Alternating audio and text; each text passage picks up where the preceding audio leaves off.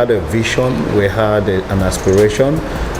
Interesting that everything we're doing is in line with the desire, the expectation, the requirements, and the mandate of the inspiration, support, and guidance from His Excellency Senator Dr. Ifeanyi Okowa. Delta State is about to do what anyone else has not done, even in Africa, aside from some couple of people we're talking to, but they have been the forefront of this engagement.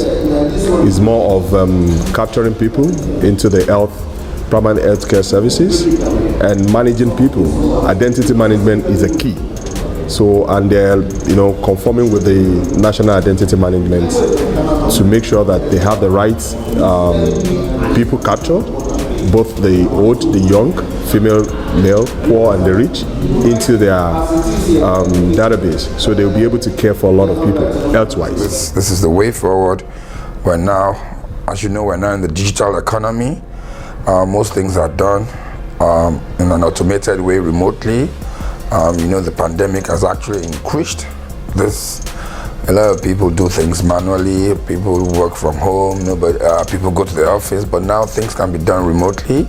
And the fact that it's automated now, it's a new wave where people just have to get used to, and it's more advantageous. The Delta State government, because this is, I can say, it's like a unique kind of stuff that they're doing, bringing in so many of people in the remote, rural, and the cities into their health scheme. And when they say health is wealth, when you have a very healthy populace, you are sure that productivity is going to be on the high side. Health is not just about that somebody walks into a facility, gets a medication and go home. No. How do they live at home? How are they well-being? What's their mental status? What's their feeding like? What is their perception to life?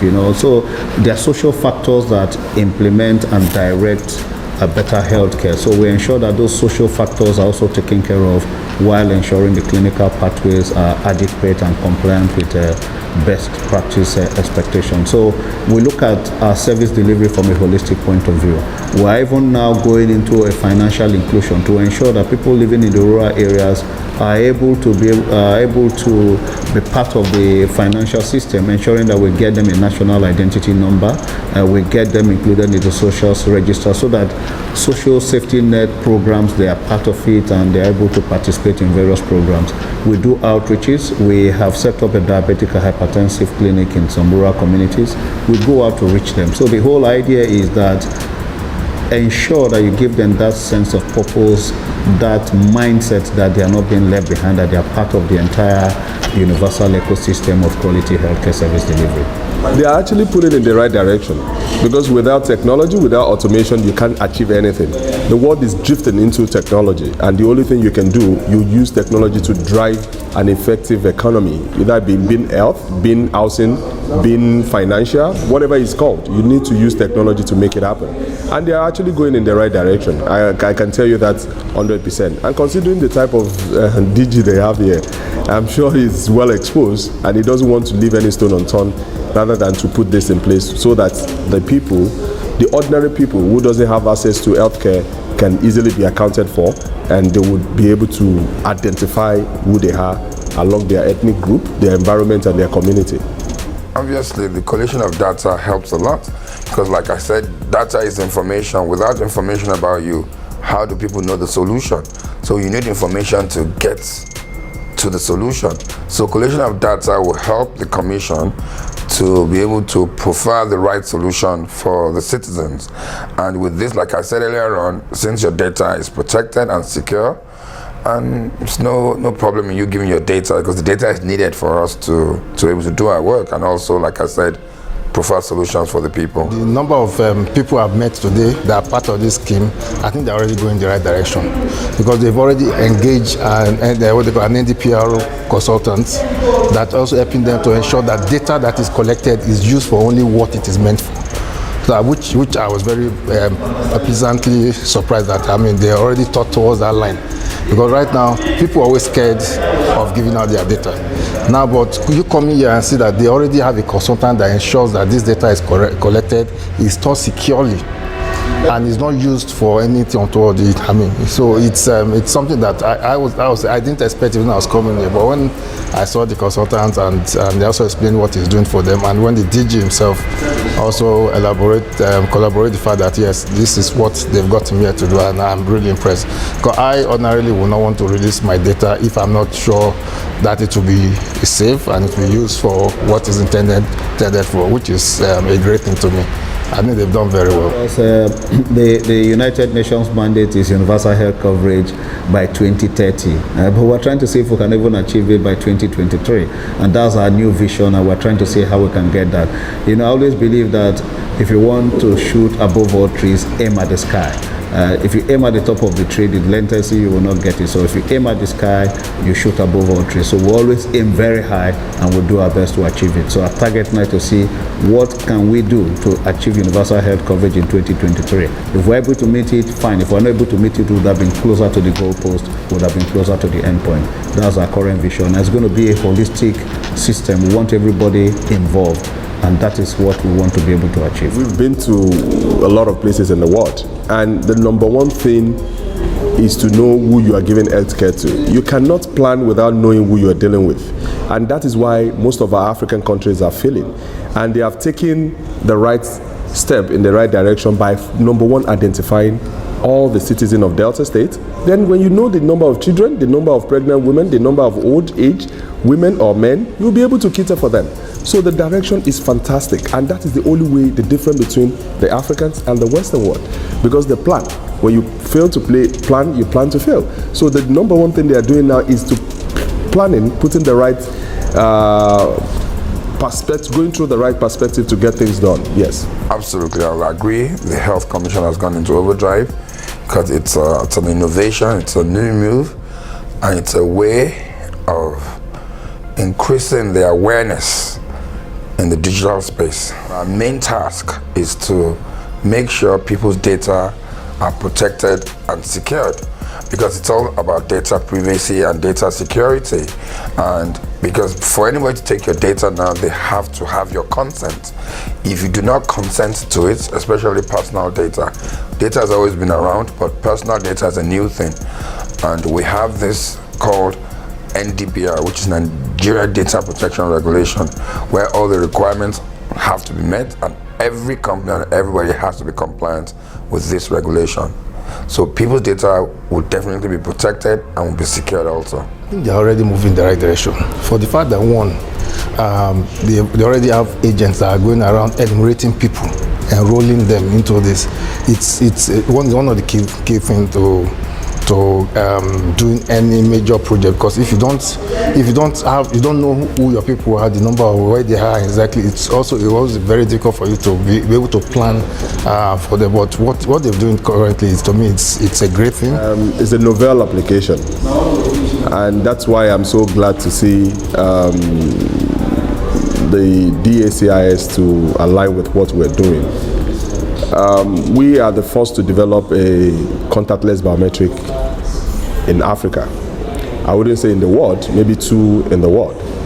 And we're so proud to say that, because we're proud to be a Nigerian. We don't have any other country than our country. And we're also letting government know that a lot of things can be done in Nigeria if it's allowed. And with the COVID issue we have around the world now, you don't expect anybody to put their hand in any other thing. So we develop an application that can be contactless. You have about 6 to 7 inches, and you can still capture people and keep going. And it's so fast. It's a new innovation being used in some part of the world, especially in the Western world, for verification and all of that. And as we speak, NIMC is also adopting it for the national registration, for national identity management. So I think it's a wonderful thing, and we're so proud to be a Nigerian and to be first of its kind in Africa to deploy an application like this. Yes. Oh, this is a very good step, a very good initiative by the Commission, and it's obviously going to yield a positive result.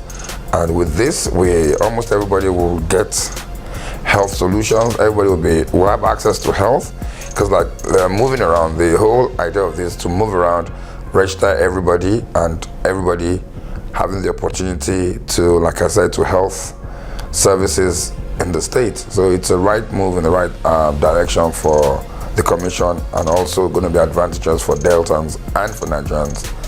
I think Nigerians are fun-loving people, wonderful people. They just need to be sensitized. Nigerians are not too hard to deal with. I'm a Nigerian and I've lived in the US for a very long time. And coming back to Nigeria to implement this kind of application, I've interacted with a lot of Nigerians. You can tell that they want things to work. All Nigerian wanted is to give them a working platform, a working economy, give them a working, what will make them happy.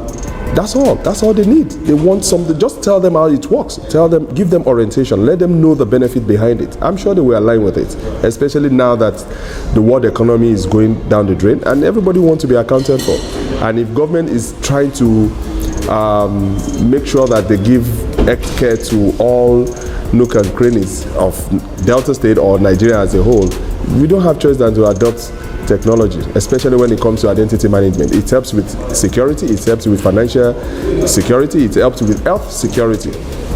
So they don't have choice than to adopt it and to go with it, and to also support the government to make it happen and make it easy. And what they've just done is trying to, I would say they've just virtually subsidized the healthcare services for their citizens, their people of Delta State. And I will advise, I will strongly urge Deltans to really take advantage of this, because you just need to, it's just like an insurance scheme. You pay a small amount of money and you enjoy so much benefit. So to me, I think this is the way to go, and I think they've gotten it right. And I would say I'm really, really impressed with what they've done so far. Africa or Nigeria has gone to a level where we should begin to take this serious. In the other climes, they have some kind of health insurance that enables them to access medical service wherever at any point in time. And to me, I think all other states should emulate this. People should not be dying for things that are already preventable. So it's something that they should be done so that people can walk to any healthcare center within their locality and get access. And what are they doing? Just paying what I see here is more pittance, it's peanuts. And the way it is, I mean, with the solution that is even provided for anybody anywhere can pay on your behalf. Just give them your DIN number and say, look, please, I'm not feeling well. I need to pay my premium. Please, can you help me? I don't know if it's 2,000, 1,000 or so. And with solution we provided, just dial the necessary USSD string and your premium is paid. And you can access any healthcare system within the catchment area, within those that are selected to be part of this system. So I think all states should take a cue from this and ensure that their people enjoy healthcare. People that should be entitled to good life. And I told myself the best I can do for them is to ensure that they have healthcare service. Because the healthcare service you provide for them will make them live better, feel better, be happier, be healthier, longer life, they are more productive, and then a vicious cycle of transferring good health to their children, their families. It's a complete cycle. So if you're able to do that, you take that burden off them, I believe that is what should work. So that's what drives me to be able to give life opportunity for existence, opportunity for good well-being, opportunity for feeling good to people. That's what drives me, and that's what I thank God that I'm able to achieve. Corapit Technology Limited is a CBN license switching and processing company. We process card and USSD transactions. We've created an ecosystem that allows people to various merchants or various stakeholders in the ecosystem to accept payment using USSD and cards. We've integrated quite almost all the banks within in the country to allow their various USSD codes to be used to transact on various payment touch points. Touch points like POS, ATM, web. So you know the way it is these days, you don't even need to carry your card everywhere you're going to. If you are leaving your house and you probably forget your your card or your wallet, you may not go back. But if you forget your phone, the tendency is that you definitely want to go back. And so we've seen the need for us to use that ubiquitous item to create a payment ecosystem that allows you to pay irrespective of where you are.